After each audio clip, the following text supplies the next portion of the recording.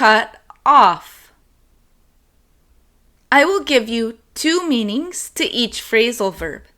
Keep in mind, there could be even more.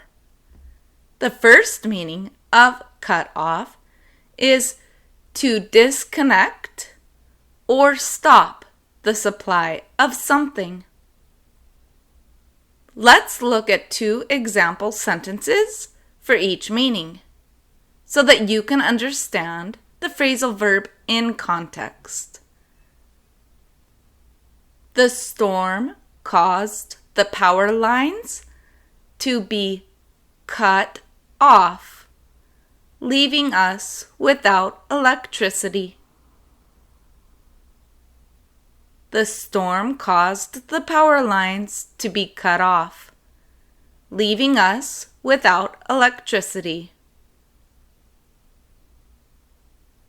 The phone call was cut off abruptly, and we had to call back.